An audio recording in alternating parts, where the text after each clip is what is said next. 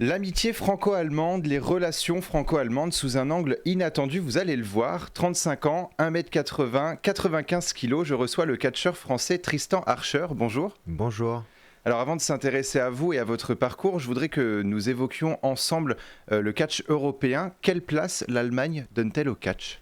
Une très grosse place en Allemagne au niveau du catch. C'est le deuxième plus gros pays de catch en Europe après l'Angleterre.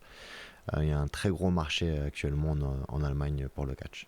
Et par rapport à la France, comment le catch est-il perçu en Allemagne ? Est-ce que ce sont des shows plus impressionnants ? Est-ce que le public est encore plus fan ? Alors il y a beaucoup de fans français qui se déplacent en Allemagne, qui ont des places réservées à l'année sur des shows de la WXW, fédération dans laquelle je travaille. Qui vend peut-être je crois les places au premier rang dans les 160 ou 200 euros et ils ont leur place à l'année, donc je vous laisse imaginer un petit peu l'engouement des fans français pour le produit allemand. Et vous catchez régulièrement en Allemagne. Comment un catcheur français comme vous est-il perçu ? On me prend pour mes qualités. Au début, ça n'a pas été forcément évident parce que je ne correspond pas forcément aux critères allemands. De par ma façon de catcher. Ils ont une façon de catcher qui est un petit peu particulière. Moi, j'ai appris à l'étranger, au Canada. Donc, il y a un petit style, petit clash de style. Mais au final, en voyant mes performances et en voyant ma façon, mon interaction avec les gens et la sympathie que j'arrive à avoir auprès des fans allemands, ça se passe plutôt bien. Alors justement, comment ça se passe ? Est-ce qu'il y a des codes différents dans les différentes prises, dans la façon de faire le catch d'un pays à un autre ou pas ? Ça dépend des pays. En Allemagne, non. C'est juste une construction de match qui est un petit peu différente. À chaque fois qu'on fait un match de catch, on essaie de raconter une histoire, de travailler autour de quelque chose. Par exemple, je vais essayer de travailler autour du bras de la personne parce que je sais que sa prise de fin, sa finition, il doit se servir de son bras. Donc c'est des choses comme ça qui diffèrent un peu entre la France et l'Allemagne. Après, on travaille tous du même côté, on travaille tous sur la partie gauche. À chaque fois qu'on va aller travailler ou attaquer le membre de l'adversaire, ça va être soit le bras gauche, soit la jambe gauche. Le seul pays qui est un petit peu différent, c'est le Mexique, et ils font ça du côté droit. Et comment est-ce qu'un catcheur comme vous arrive à se démarquer en Allemagne ? Comment sont vos adversaires allemands ?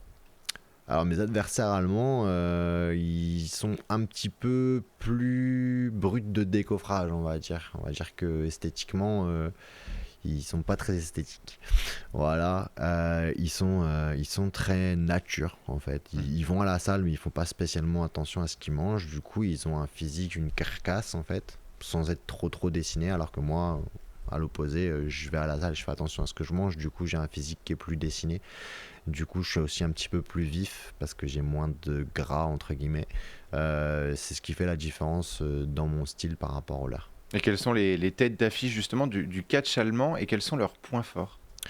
Alors, leur point fort, c'est qu'ils, pour la fédération, je ne vais pas parler des catcheurs, mais pour leur fédération, c'est qu'ils ont des structures incroyables, des écrans géants, feux d'artifice. Ils ont vraiment quelque chose qui est très structuré, légal, enregistré. C'est une société, du coup, ça leur permet de se produire dans beaucoup d'endroits. Ils sont aussi diffusés sur le WWE Network, ce qui est l'équivalent du Netflix du catch. Donc ils ont réellement une énorme exposition. Et pour leur catcheur, il y a Bobby Guns qui est actuellement champion.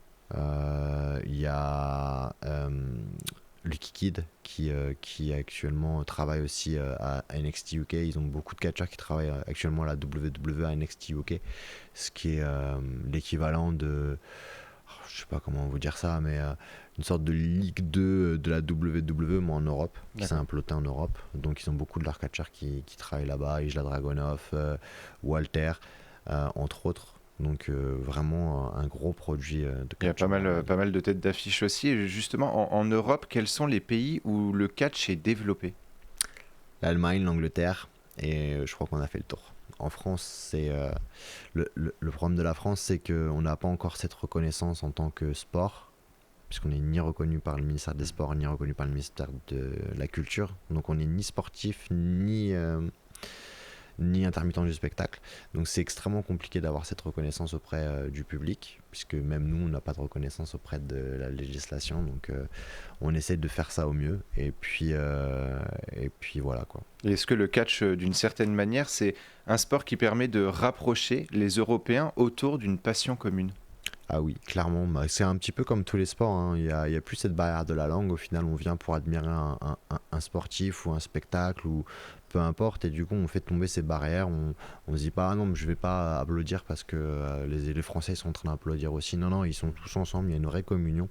Euh, à moindre échelle, puisque c'est pas comme un stade de foot, hein, on va pas monter jusqu'à 10 000 personnes, mais 1 500 personnes de toute origine qui scandent le prénom d'un catcheur ou qui chantent l'entrée d'un catcheur, c'est toujours impressionnant à voir. Alors justement, vous, vos fans ne sont pas seulement français, vous avez aussi des fans belges, allemands, anglais aussi. Ouais. Vous avez, en résumé, comment est-ce que vous trouvez le public allemand et comment trouvez-vous leurs qualités et leurs défauts?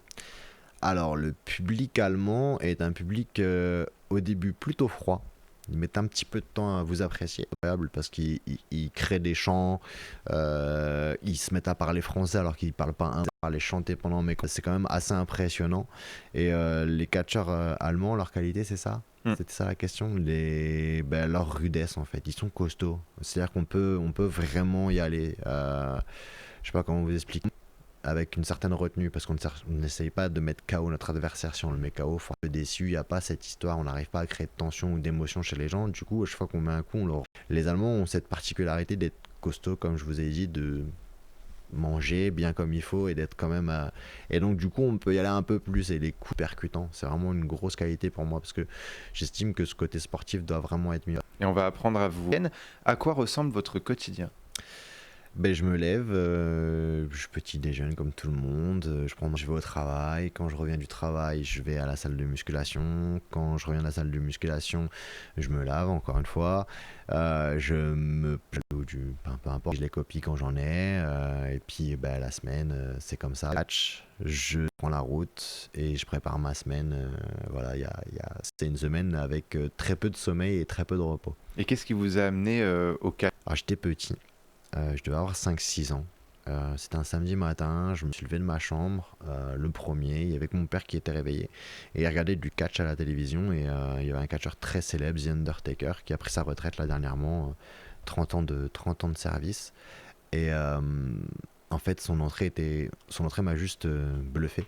J'avais 6 ans, j'étais super impressionnable, donc j'ai été super impressionné.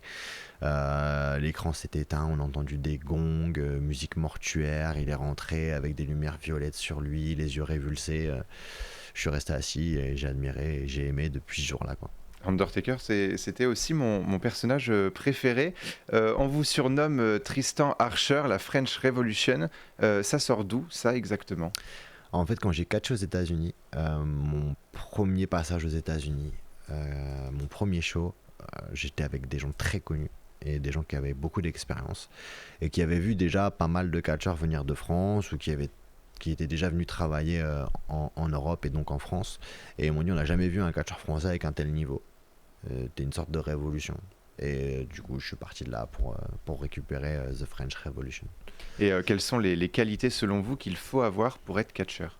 Alors déjà, il faut avoir une bonne condition physique, ça, clairement, c'est indispensable, mais il faut aussi avoir une bonne mémoire et une bonne logique. Une bonne mémoire parce que, comme c'est sous-entendu, mais c'est très codifié le catch, et c'est des codes à respecter, énormément de codes à respecter. Donc si on n'a pas une bonne mémoire et qu'on commence à faire les mouvements de travers, en fait la personne ne peut pas nous lire, et donc ça crée des quiproquos et forcément des blessures.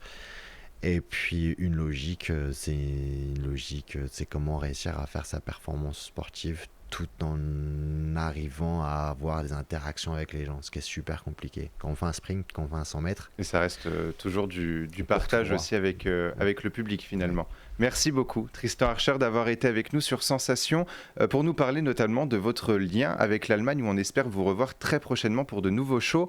On peut vous suivre sur Instagram et Facebook. Et puis si vous voulez commenter cette émission sur les réseaux sociaux, c'est avec le hashtag de la journée franco-allemande JFA 2021.